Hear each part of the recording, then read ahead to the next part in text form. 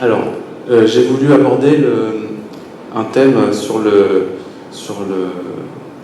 en gros, quand on a un patient qu'on voit en consultation et qui aurait eu de nombreuses injections intravitréennes avec une pathologie, un œdème maculaire qui évolue depuis de nombreuses années, finalement, quelle doit être notre décision? Donc, de quoi parle-t-on? Donc, c'est des patients qui ont un œdème maculaire résistant, qui ont souvent été multi-injectés, qui ont pu avoir des fois du laser, qui ont pu avoir un traitement médical avec traitement par collyre, un anti-inflammatoire et Diamox. Et finalement, qu'est-ce qu'on leur propose quand on les voit? Donc finalement, j'ai axé en fait sur notre point de vue de chirurgien. Quand on voit finalement ce malade arriver en consultation, déjà, on a en tête que quand c'est un œdème maculaire chronique qui a été plusieurs fois injecté, il peut y avoir des difficultés au niveau du geste chirurgical, ça c'est quand même la première chose, que finalement il peut y avoir cette évaluation du bénéfice-risque qui est assez difficile, parce qu'en fait sur des pathologies chroniques, des fois on ne sait pas bien si en l'opérant on va lui rendre service, et finalement ça nécessite vraiment une bonne communication, une bonne relation entre le médecin et son patient pour lui expliquer finalement les attentes qu'il peut en avoir. Donc si je prends au niveau juste du geste, quand on a des œdèmes maculaires chroniques ou qui ont été de nombreuses fois injectés, on peut avoir des fois une limitante qui est très adhérente ou une membrane limitante en fait qui est friable, comme vous savez quand on enlève une étiquette sur un emballage et qu'il y a la moitié qui reste dans la main. C'est assez agaçant, c'est un peu le même sentiment. Et donc là typiquement c'est vous voyez, une limitante qui finalement, on arrive à commencer à l'aborder, à avoir une préhension, et finalement, elle se casse, elle lâche, elle reste dans la pince.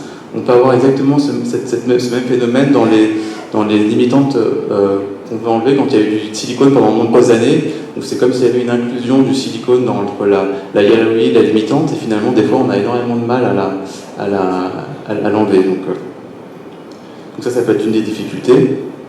Et après, il y en a d'autres au niveau technique. Typiquement, c'est si je reviens sur cette diapo, quand on a un œdème maculaire ischémique, on peut avoir des plages d'ischémie rétinienne. Et en fait, quand on pèle la rétine, des fois, le risque est de faire un trou rétinien, et ce qui est quand même pas terrible pour les résultats. Finalement, lui, le point de vue du malade, lui, ce qu'il veut, c'est mieux y voir, et entre guillemets être moins dérangé par tous ces contrôles et ces injections qui des fois, comme l'a dit Frédéric, c'est vrai que ça peut vraiment rythmer sa vie, quoi. Sa vie est rythmée sur les cycles des injections. Mais finalement, c'est pas si évident pour nous d'y répondre. Et l'autre point très important quand on voit en consultation, c'est finalement la chirurgie, ça fait partie d'un des arsenals thérapeutiques avec les injections, le laser, le traitement médical. Et finalement, quel que soit l'outil entre guillemets thérapeutique qu'on va utiliser, il faut toujours refaire le point sur est-ce que son diabète est bien équilibré, est-ce qu'il a une tension artérielle qui est bien équilibrée, enfin revoir le patient dans sa globalité finalement, parce que c'est pas un traitement miracle. Les miracles c'est lourd, mais la chirurgie va pas répondre à toutes les maladies, et du coup il faut aussi traiter comment on appelle ça, le background de sa pathologie. Donc finalement, si je reprends sur l'histoire, cette étude, j'avais faite quand j'étais PH à Rouen, quand j'avais été au congrès de la CRV, j'avais vu qu'il y avait finalement cette possibilité thérapeutique de traiter les œdèmes maculaires par la chirurgie, en faisant un peu l'âge de la limitante interne. Donc du coup, qu'est-ce que j'ai fait quand je suis rentré? J'ai essayé.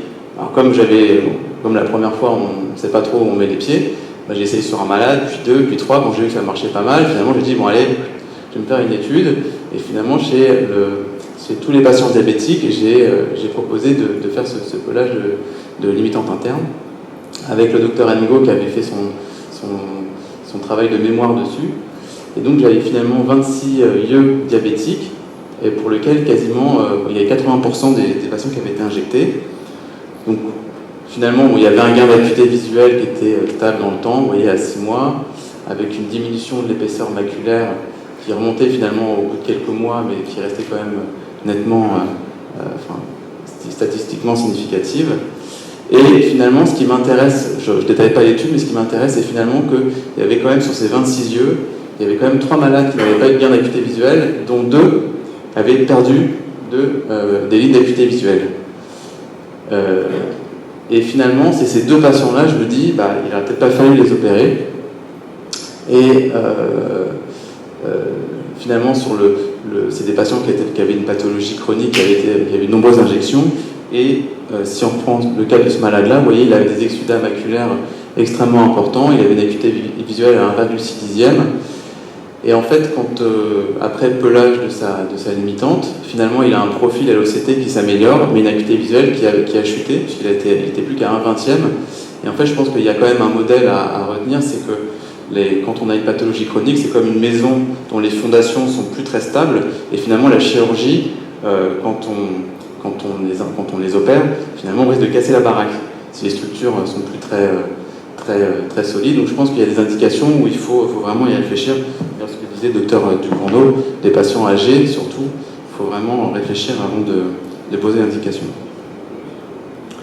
Donc après, voilà, ces différents patients chez qui on avait vraiment une efficacité spectaculaire, parce que c'est vrai que là, à la fois l'acuité visuelle et le profil maculaire, on a vraiment, vous voyez, ici un œdème maculaire très important, où il avait eu 3 injections, il avait une PPR, et finalement, après la chirurgie, on avait un effet qui était plutôt stable dans le temps.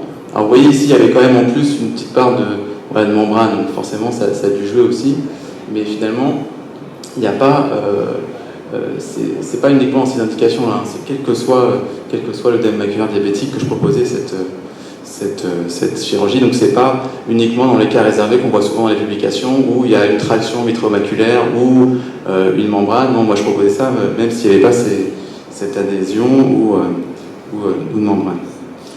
Et finalement, il y avait un autre point que je voulais voir, parce que c'était un patient qui avait une thrombose. Alors je l'avais vu quand j'étais jeune chef.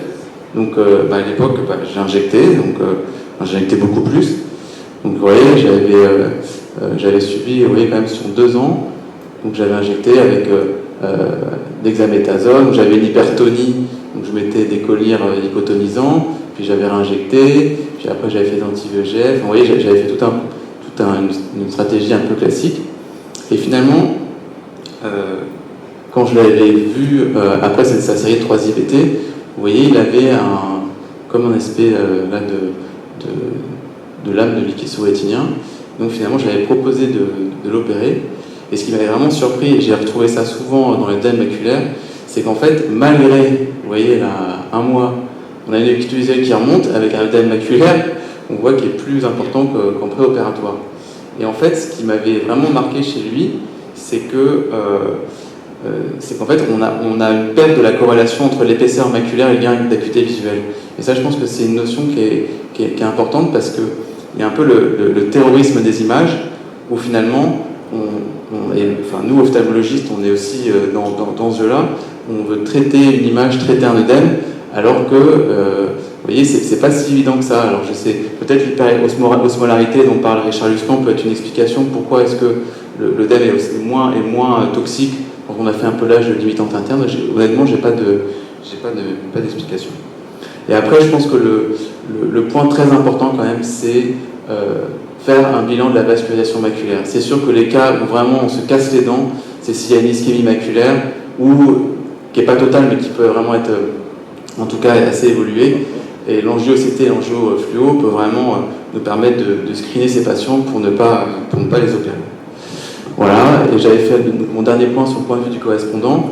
Finalement, je pense que c'est important de leur dire, je pense qu'en ophtalmologie, de manière globale, pas seulement dans la pathologie maculaire, mais la façon de concevoir la chirurgie qui se base sur la cataracte, où finalement on attend que l'acuité visuelle baisse pour les opérer, finalement c'est un peu ce modèle-là qui est transposé dans la tête des ophtalmos, et je pense que c'est une des raisons pour laquelle les membranes, les glaucomes, finalement on retarde avant de les prendre en charge chirurgicalement, mais quand il y a une atteinte organique, comme le dit bien le docteur Amar, quand l'organe souffre, c'est pas comme la cataracte. La cataracte, une fois qu'on va enlever le cristallin, son œil c'est le même que si on avait attendu.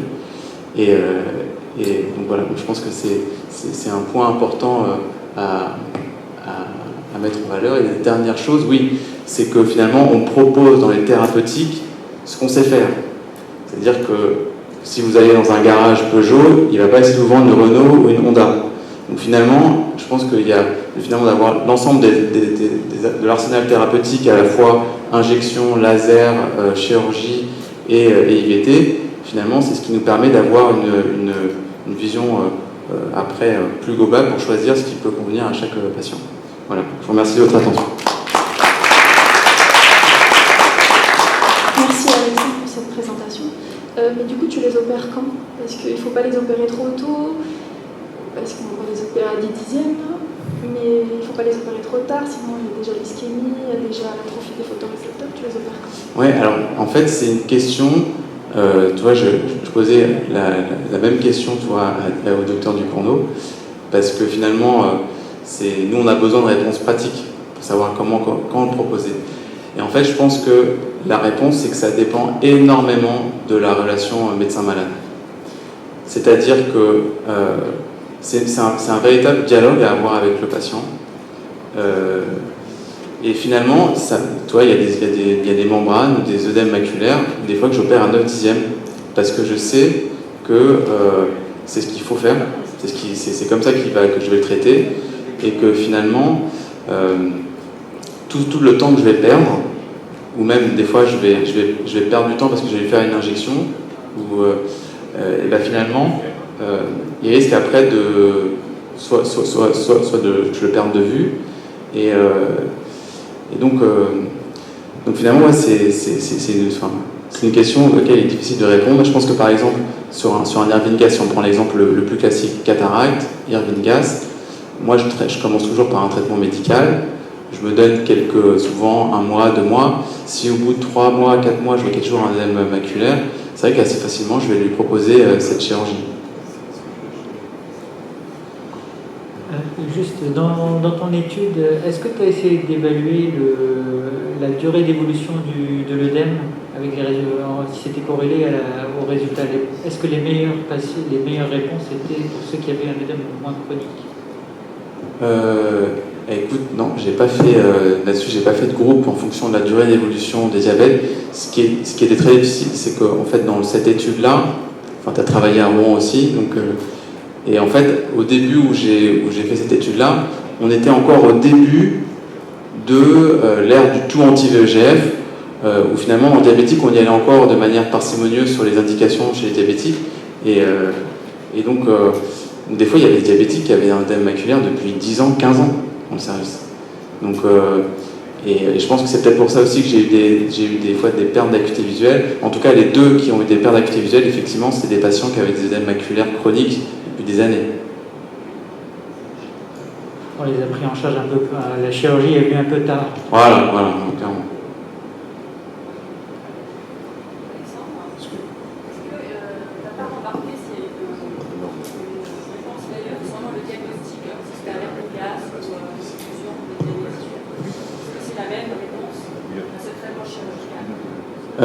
Alors, est-ce que on a des aussi bons résultats en termes d'acuité visuelle, c'est ça? Alors, je pense que nous, ophtalmologues, et c'était ma pratique, je ne faisais pas assez attention au terrain, c'est-à-dire au niveau de sa pathologie générale.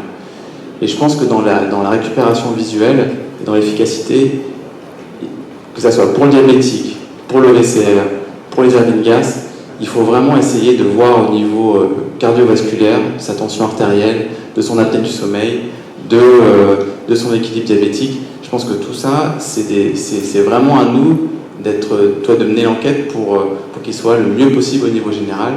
Et je pense que ça dépend aussi beaucoup de ça, nos résultats, plus finalement de la coopération du malade à bien essayer de suivre sa maladie chronique, son diabète ou son apnée du sommeil, plus que sur l'étiologie de la pathologie.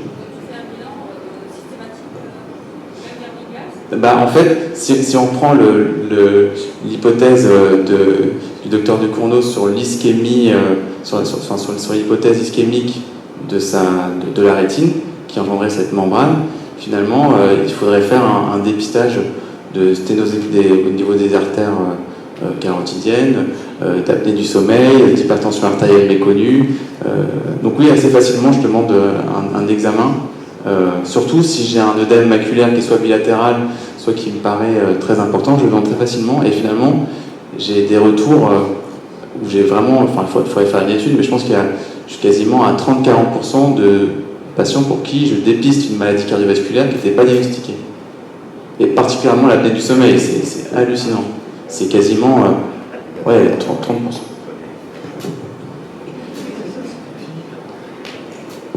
Merci Alexandre. Ouais, ça freine. Juste dans la Macular Edema Study, il n'y a pas de corrélation entre l'épaisseur l'épaisseur rétinienne et la récupération visuelle, voire même l'inverse, une épaisseur rétinienne trop faible est associée à une récupération visuelle mauvaise, fait de l'atrophie. Et ça a bien été mis en évidence dans la Macular Edema Study. Et l'autre chose, c'est sûr que les patients qui ont des membranes, il suffit de leur poser la question, statistiquement, prenez des patients d'un certain âge, vous leur posez est-ce que vous avez des problèmes de tension, des problèmes de vasculaire, n'importe quoi. Vous posez la même question à des gens qui ont une membrane, bah, systématiquement, il y en a beaucoup plus qui ont des problèmes vasculaires.